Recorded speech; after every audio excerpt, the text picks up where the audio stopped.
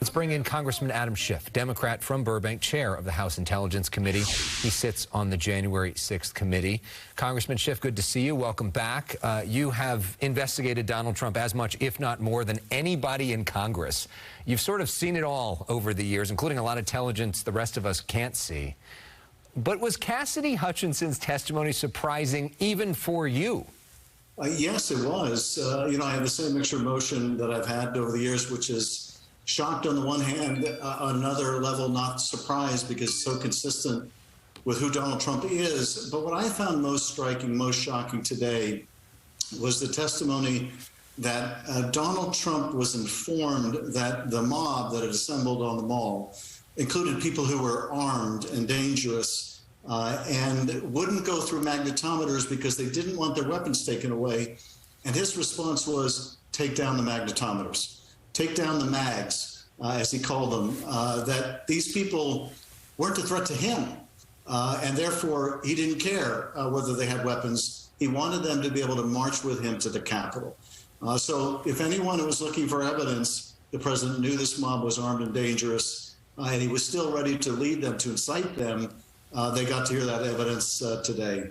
One of the most surprising things she talked about was this car ride with the Secret Service agents where he supposedly, reached to try to take the car towards the Capitol.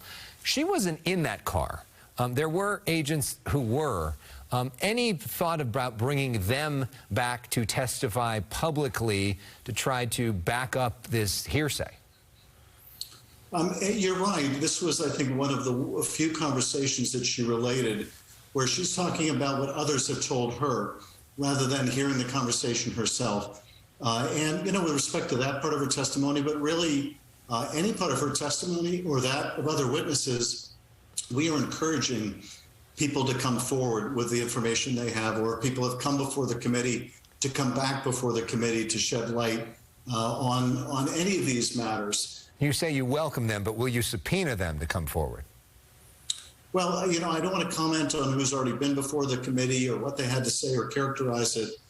Some people are cooperating. Others, like Mark Meadows, have been fighting our committee. And still others, like Pat Cipollone, could come in and haven't yet been willing to do so. Hutchinson talked about how she felt working in this White House and her decision to testify. Let's play some of that. It was unpatriotic. It was un-American. We were watching the Capitol building get defaced over a lie. So you know what it's like to be targeted by Trump supporters, the death threats that you've received, and you're a Democrat.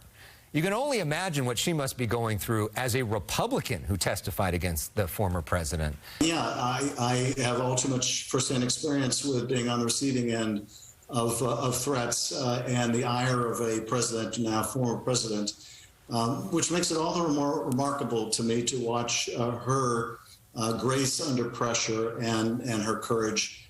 And I hope it does inspire others too. Look, hey, Pat Cipollone, look what she's able to, look what she's willing to do, look what patriotism looks like.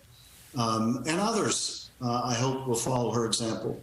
Pat Cipollone being the former White House counsel who is at the center of so much of this and yet is so far refusing to testify. We see what's happening in front of the cameras, but as we heard from her testimony, there's usually a lot that's happening behind the scenes that we don't know about.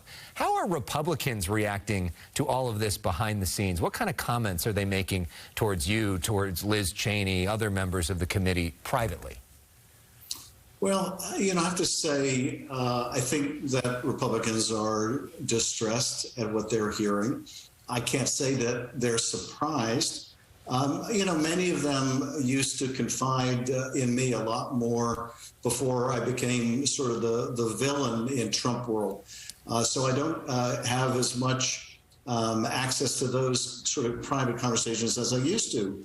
But I am hearing, and this is certainly anecdotal, that these hearings are reaching people who are not part of the choir.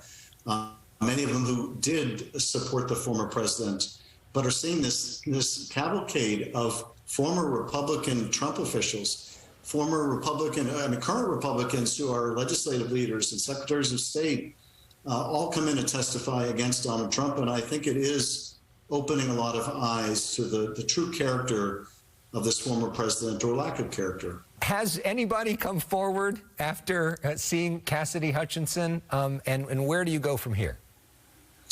You know, I hope so. I probably won't find out until tomorrow the impact of her testimony, whether others have reached out to the committee. In terms of where we go next, right now we have a couple of hearings planned for July that will focus on the effort to assemble that mob, the participation of those white nationalist groups in it. And then the final hearing will involve all those hours of the attack. What was the president doing? And importantly, what was the president not doing? You know, among the damning information today, you know, the president knows the crowd is armed. He wants to march with them. They won't let him march to the Capitol, but the crowd goes to the Capitol. They're chanting, "Hang Mike Pence." And the president, now watching this from the safety of the White House, his reaction is, Pence deserves it.